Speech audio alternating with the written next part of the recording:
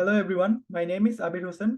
Today I'll be presenting finding root causes of configuration issues in highly configurable robots. Here is the outline of my presentation. Starting with the motivation, the configuration space in robotic system is large.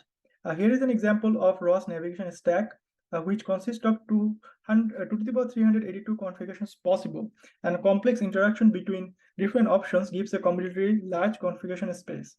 And setting these configuration options incorrectly may lead to various bugs. For example, here are some examples of the bugs that we encountered throughout our experiment when the configuration option was not set correctly. For instance, in the Ocean World Lander Autonomy Testbed, the lander arm could not reach the surface due to a force threshold bug. In particular, the force threshold value was not set correctly, and it is difficult to find such a bug due to the large configuration space. Here are some challenges that needs to be addressed to resolve the problem.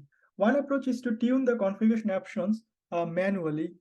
However, this approach requires significant amount of time due to the large configuration space.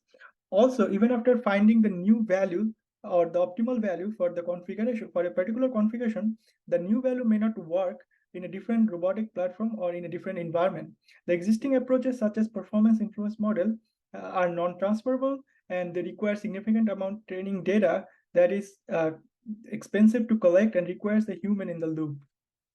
Here is an example when a performance influence model produces an incorrect reasoning about the robot's behavior.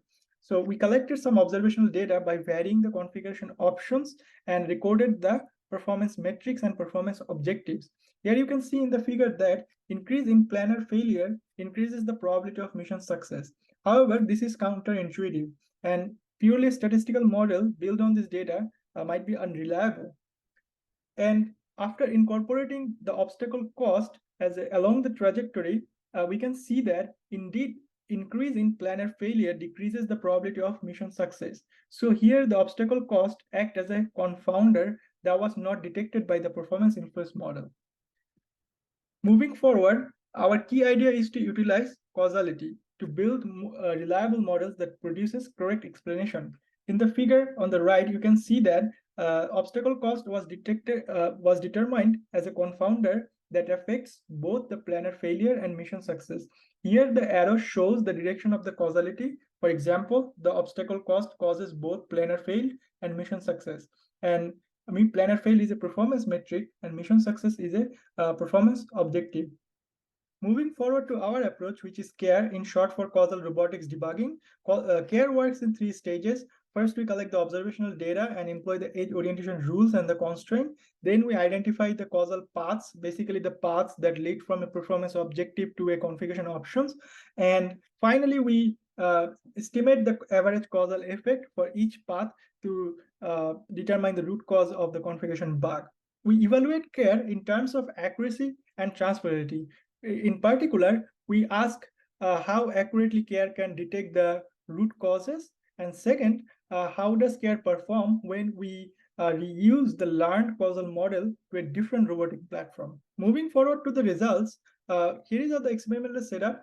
We collect the observational data in Husky in simulation and learn the causal model. After learning the causal model, we compute the average causal effect for each path, and we rank the configuration option. We evaluate the rank of the configuration option in a real robotic system, which we use Husky, and we compare the variance of the distribution for different ranks. So from the result, you can see that the configuration options which achieve the higher rank have the strongest influence on the performance objectives. Second, we evaluate the transferability of our approach. So we learn the causal model from Husky in simulation, and then we reuse the causal model in a different robotic platform, which is Turtlebot physical platform and and a real environment. And from the evaluation results, you can see that CaRE transfer reasonably well when we reuse the causal model. Also, it outperforms the baseline. Here is the summary of my presentation. We proposed an approach called CaRE to determine the root causes of configuration bugs in robotic system. We demonstrated the transferability and accuracy of our approach by conducting a comprehensive empirical study, and our code and data are available in this GitHub link. And here is the end of my presentation. Thank you.